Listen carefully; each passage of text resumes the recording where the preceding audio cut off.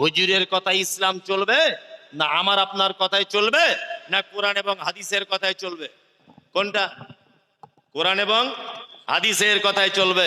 কোন এক জায়গায় বক্তব্য রাখতে রাখতে আমি বলেছি, জানাজা করতে গেছি কোন এক জায়গায়, তো একটা চাচা বলছে সবাই দোয়া বলুন, মিনহা খালাকনাকুম ওয়া ফিহা নুঈদুকুম ওয়া মিনহা নুখরিজুকুম তারাতান উখরা। আমি জোরে জোরে বলে দিচ্ছি এই দোয়া চলবে না, বিসমিল্লাহ বলে দেন। চাচা তখন বলছে মমতাজুল ইসলামের মতো বদমাশ মৌলভী সাহেব জগতে নাই। আজ কেন চাচা, কি হলো তোমার? তুমি কত কত দূর লেখাপড়া শিখেছো? কোরআনের আয়াত মিনহা খালাকনাকুম বললে অসুবিধা কোথায়? বললাম চাচা কোরআনে আছে বলে সব জায়গায় যে বলা লাগবে, তুমি এটা বুঝলে কেমন করে? বলছে কোরআনের আয়াত মানে সব জায়গাতে বলা যাবে। তাহলে তোমার বড় বেটার নাম ফেরাউন রাখো, এটা তো ফেরাউন কোরআনে আছে। ওই যে ওটা কেমন কেমন হচ্ছে না? যে কেন কেমন কেমন? তোমার বড় বেটার নাম রাখতে পারতে ফেরাউন, ছোট বেটাটার আবুল আহাব রাখতে পারতে। আবুল আহাবের নামও তো কোরআন মাজিদে এসেছে, তাই না?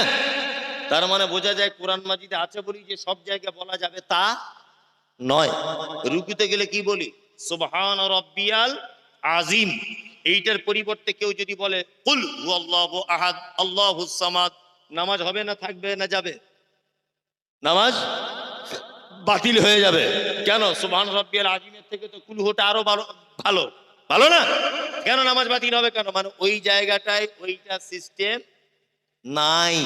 তাই ওই জন্য সকল দিনী ভাই ও বোনেদের কাছে বিনীত অনুরোধ, আল্লাহ তাআলার ভাষা শুনুন। আল্লাহ বলছেন ইত্তাবিউ, তোমরা আনুগত্য করো, মা উনজিলা ইলাইকুম মির রাব্বিকুম, রবের পক্ষ থেকে যেটা অবতীর্ণ করা হয়েছে অর্থাৎ আল কোরআন। আর অন্য আয়াত অনুযায়ী বোঝা যায় মুহাম্মদ সাল্লাল্লাহু আলাইহি ওয়াসাল্লামের কথাবার্তা, সহিহ হাদিস, এই দুটো ছাড়া আর আমল করার মতো বার মান্যতার যোগ্য কোনো বই পৃথিবীতে আর নাই। এইবার আপনাদেরকে মজার কয়েকটা কথা বলে দিই, দিয়ে চলে যাব। এক, আল্লাহ তারপরে বলছে ওয়ালা তাত্তাবিউ মিন দুনিহি আউলিয়া,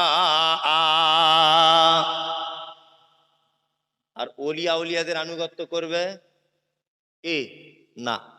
এই আল্লাহর ওলি বুঝেন তো কাদের বলে? আল্লাহর ওলি হওয়া সহজ না কঠিন? এই যে বলছে কঠিন, মানে ওনাকে ভাবারও হয়েছে কঠিন। আমাদের কেমন করে বলে আল্লাহর ওলি, কেমন করে ডেফিনিশন কেমন করে দেয় আমাদের সামনে জানেন তো?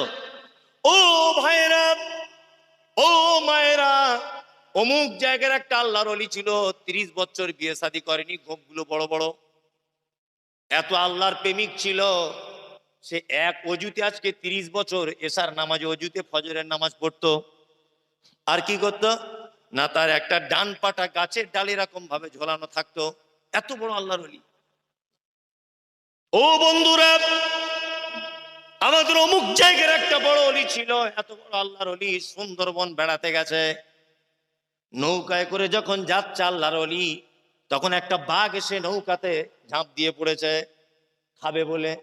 অলি তখন বলছে চাই বিয়াদব কোথাকার, আমি আল্লাহর অলি আর আমাকে খেতে এসেছিস?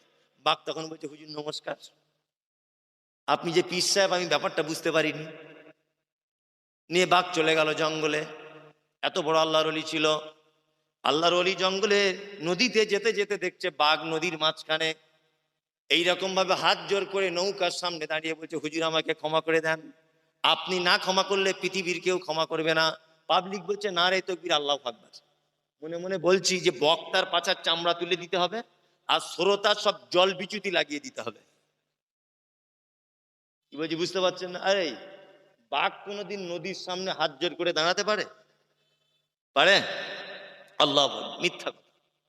আল্লাহর অলি সম্পর্কে আমাদের কেমন ধারণা দেওয়া হয়েছে?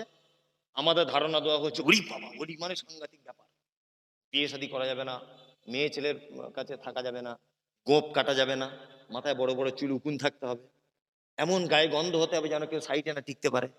এইসব আল্লাহর অলিদের ডেফিনিশন আমাদের কাছে, তাই না? হচ্ছে কি হয় না?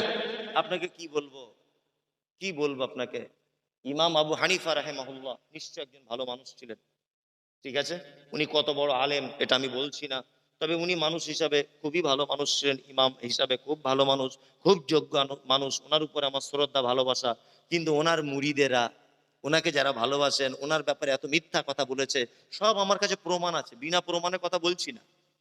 এখন যদি আমার গাড়ি থেকে বইগুলো আনতে বলি তাহলে তো জলসা জমে যাবে। কি বললাম বুঝলেন?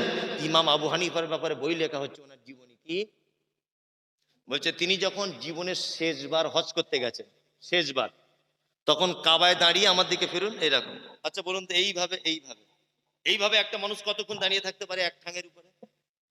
2 মিনিট থাকবে? থাকবে না তো, 10 মিনিটই থাকবে। তো ওনার শাগরেদেরা লিখছে যে উনি এক পায়ে দাঁড়িয়ে কাবা শরীফের সামনে রেখে 3বার কোরআন খতম করে তবে রুকুতে যেতেন। আচ্ছা সম্ভব এটা? এক পায়ে দাঁড়িয়ে 3বার কোরআন খতম করা সম্ভব? সম্ভব নয়। ওনার ব্যাপারে বই লেখা হচ্ছে মিথ্যা ভাবে। উনি ভালো মানুষ ছিলেন। কি বলছে? 99,000 বার চামড়ার চোখ দিয়ে আল্লাহকে দেখেছে। বলছেন কি বলছে বুঝতে পারছেন না? ওনার ব্যাপারে বলা হচ্ছে, কি বলা হচ্ছে? বলছে উনি যখন রমজান মাসে তারাবি পড়াতেন, প্রত্যেক রেখাতে একবার করে কোরআন খতম করতেন। আচ্ছা প্রত্যেক রেখাতে একবার কোরআন খতম করলে মিনিমাম তো 1 ঘন্টা তো লাগবেই। আপনি মোবাইলেও যদি শোনেন কতক্ষণ লাগবে? 1 ঘন্টা। তার মানে 1 ঘন্টা যদি এক রেখাতে লাগে, তা উনি 20 রেখাত পড়েন, 20 ঘন্টা, তাই তো? আর তাহলে সকাল হয়ে যাবে নাকি আর থাকবে রাত? হ্যাঁ, আশ্চর্য ব্যাপার। এইসব ব্যাপার ওনার ব্যাপারে বলা হচ্ছে, আর বলছে না রে তকবীর, আল্লাহু আকবার। মানে বক্তাও মানে যেমন, শ্রোতাও তেমন। আল্লাহর ওলি, আপনাদেরকে মজার কথা বলি, আল্লাহর ওলি হওয়া পৃথিবীতে যত কাজ আছে সব থেকে সহজ। ওলি মানে দুটি কথা বলে দিই।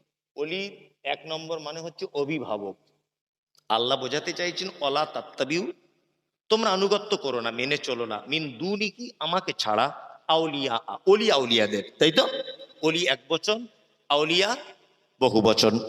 ওলির শব্দের অর্থ হচ্ছে অভিভাবক। আচ্ছা অভিভাবক কাকে বলে এটা আপনারা জানেন তো?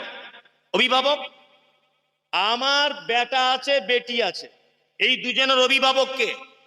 আমি মমতাজুল ইসলাম, আমার বেটা জুতো ছিঁড়ে গেছে, চাইবে কার কাছে? আমার কাছে। আমার বেটা স্কুলে যাবে, পয়সা চাইবে কার কাছে? আমার কাছে। আমার বেটির স্কুল ব্যাগ নেই, চাইবে কার কাছে? আমার কাছে। অভিভাবক মানে তার অধীনে থাকা প্রত্যেক মানুষের দায়িত্ব তার হাতে, তাই না?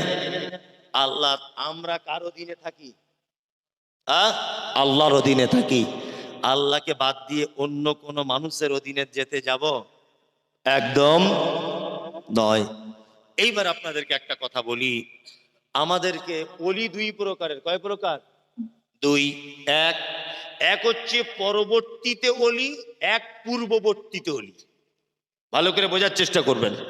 পরবর্তী ওলিকে, পরবর্তী ওলি হচ্ছে ইমাম আবু হানিফা, খাজা মঈনুদ্দিন চিশতি, ওই আল্লামা রুহুল আমিন সাহেব, ওই ফকির সাহেব, ওই ন্যাংটো বাবা, ওই দরগা বাবা, ওই গাছতলায় থাকে ছিকুল বাবা, তালা বাবা, এরা হচ্ছে মানে পরবর্তী ওলি, তাই না? আমরা ওয়াজ মাহফিলে, জলসাতে শুধু এদের জীবনী বলতে বলতে টাইম সব শেষ। শেষ না? শেষ। অর্থাৎ পূর্ববর্তীতে যারা ওলি ছিল, হযরত আবু বকর, হযরত ওমর, হযরত আলী, হযরত উসমান রাদিয়াল্লাহু তাআলা আনহুম আজমাইন, এরা আল্লাহর ওলি ছিল না? ছিল কি ছিল না? ছিল। আমরা জীবনী যদি বলতে হয়, আশ্চর্য ঘটনা যদি মানুষের সামনে আল্লাহর ওলিদের যদি পেশ করতে হয়, আমরা আবু বকরের জীবনী থেকে বলবো, উমারের জীবনী থেকে বলবো, উসমানের জীবনী থেকে বলবো, আমরা আলীর জীবনী থেকে বলবো। আরে খাজা মঈনুদ্দিনের জীবনী শুনে আমার বাপের লাভ কি?